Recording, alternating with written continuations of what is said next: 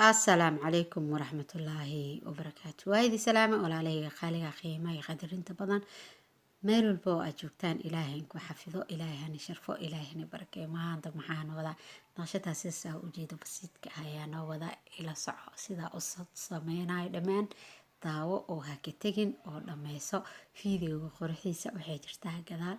Walaalaha cusub ee nagu soo biiro waxaa leeyahay mahadsantiin, soo dhawaada janalkiina waaye. Laagtan ha iga baqiilinina, laagta free maahanoo laagta iska saar.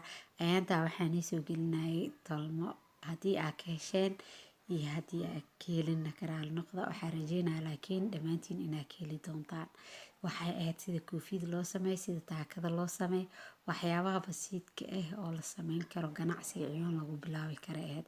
Waxaa jeclahay mar walba inaan soo gudbiyo waxyaabo fudeed ah oo wax aad ka faa'iidi kartaan. Naqshadan haddii ku soo gaartana ila wadaag asxaabtaada walaalahaaga intaa jeceshahay inay wax bartaan facebookkaaga igu share gareey, meel walba ku share gareey. Adiga ayaa iska leh, qaado la deg haddii rabtid. Adiga ayaa iska leh, adaa kuugu talagalay, dhammaantiina igu talagalay wada qaata. soona dhawaada asxaabey. Wixii tale iyo tusaale ahna waxaa igala wadaagi doontaa dhanka commentiga iyo waxaa wax ka bedelayo, waxaa ku soo darayo, waxaa joogteenayo. mar walba waxaa ku shaqey doonaa insha Allah wixii ay iga socodsataan. waana mahadsantihiin walaalo qalbi nadiif leh oo qaali ah igu xiran. dhammaantiin ilaahay hana barakeeyo. commentiyadiina ama way soo gaartay, wanaagiina dhammaan waa arkay. waa mahadsantihiin sidaa ii dhiirigeliseen. maanta heerkaan ilaahay ka sugo adika ayaan kusoo gaaro. waa mahadsantihiin. mar walbana kama daalo inaan mahad celiyo. waxaa tihiin dad qaali ah oo qalbi nadiif leh. anigana mar walba waxaa is dhahaa walaalahaagii ku dhiirigelinaya maanta heerkaan kusoo gaarsiiyey wax la-aan ha dhigin. hadda kadib waxaa go-aansada, mar walbana waa go-aansadaa, laakiin igu qaata inaa mar walba video soo geliyo. waa jeclahay maalin kasta aa video soo geliyo, waa jeclahay, laakiin waqtiga igu cariiriya mararka qaar. waxaa iska ahay halee dulqaato, maamaa iska ahay waqti iyo ilmo koris iyo ku jirto, fahanteen. marka qofka oo ku jiro shaqo badan ku furan tahay markasta jaanis ma helayo Soomaali. laakiin markaa jaanis leeyahay dhowr video waa duubaa insha Allah midba maalin soo geli doonaa. hadda kadibna waa isku dayayaa inaan soo geliyo, marna anoo gacan saarayo naqshada, marna anoo sabuurada ku sawirayo sida adigana markaa sabuurada kusoo sawiro buugga ugu sawiratid, markaa gacanta saarayna gacan u saartid. labada fikradba si aad u haysatid.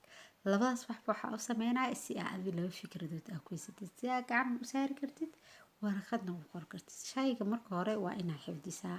markaa xifdinaysid waa inaad gacanta ku celisaa. marka si aad gacan ugu celisid si aad baratid waa inaad qalin iyo buug qaadataa aad ku qortaa.